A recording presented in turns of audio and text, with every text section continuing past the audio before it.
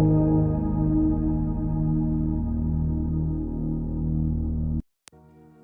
guys, in today's video we're going to look at Chuck Missler. Now he actually has several things out there, and I think that what I'm about to show you guys is pretty interesting.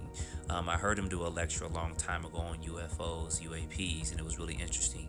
He actually has a book that's out there, and I think there was some controversy with this book, this Cosmic Codes, and there was some plagiarism and stuff going on, and there was some issues with that. But besides the point there, when I heard him do a lecture a long time ago, he did talk about multi-dimensions and stuff, and then he did also mention things about UFOs and UAPs. And in this lecture you'll hear him talk briefly on these multiple dimensions and stuff and where these facts and stuff came from. And then he also talked about, I believe I have that in here, he had mentioned about particular craft and why the true UFOs that we're seeing, that we have maybe seen in the past, kind of look funny and stuff in shape and how they're distorted. And he gave an example of thinking about the UFOs or UAPs being in their dimension and being kind of a 3D world, and then of course our world being a 2D world.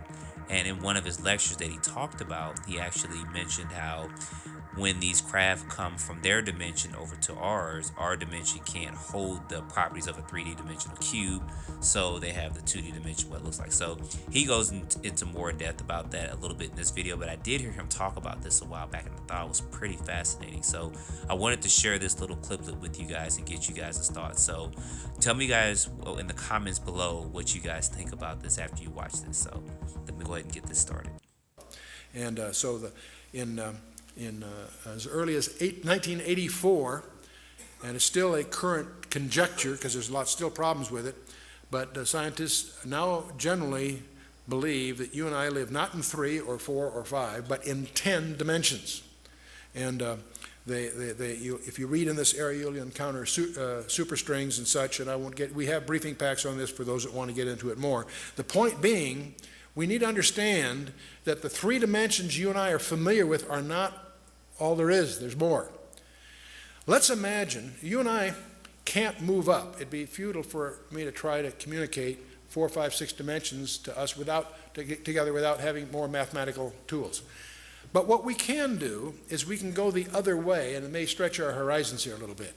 You and I are 3-dimensional beings. Let's imagine a 2-dimensional world. That would be like a large tabletop or a large flat plane. Now, let's imagine that 2-dimensional world populated by 2-dimensional people. You and I could come along and poke our finger through the plane of their existence. And what would they see? They would see a circle. They'd only see that which they could relate to in their universe. But if we as a 3-dimensional being are putting our finger through that 2-dimensional universe to the 2-dimensional people in the 2-dimensional universe, they would simply see a circle. Well, in fact, let's imagine that a ball fell through that 2-dimensional universe.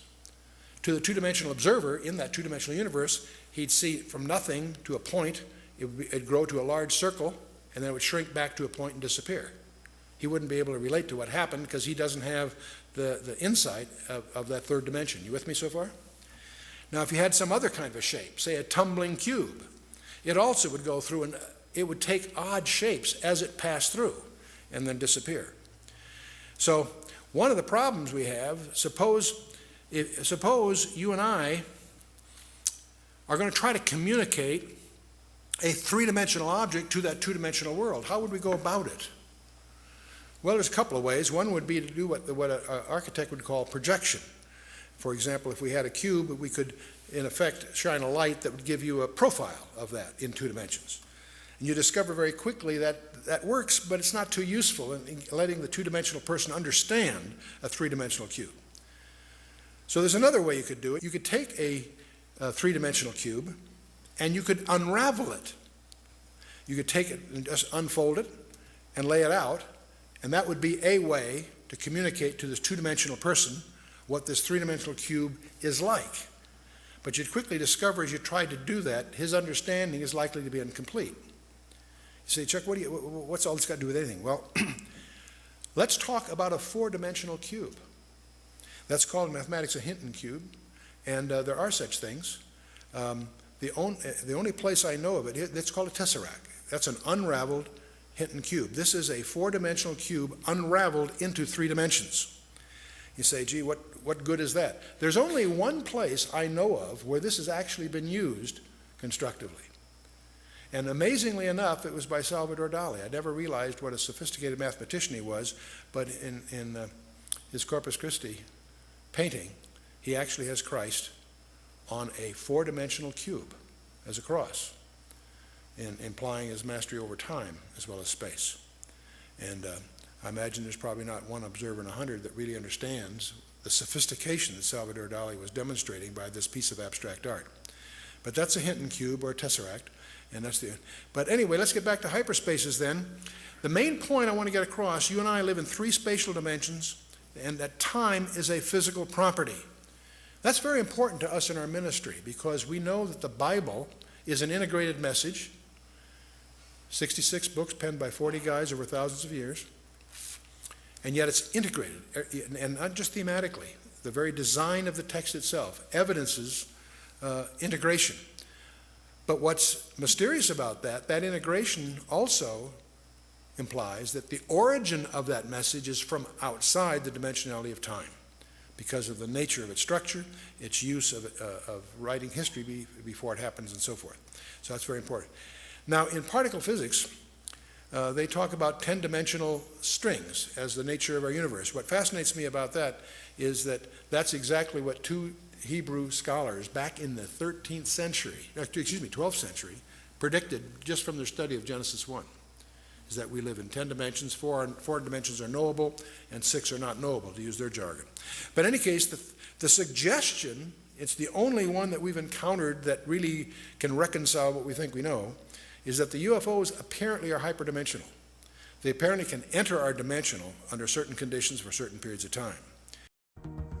So guys, that's the gist of this. He does have other stuff where he's getting into Roswell and to the Majestic 12 and stuff. I'm going to try to pull some of those archives up to show that to you guys too.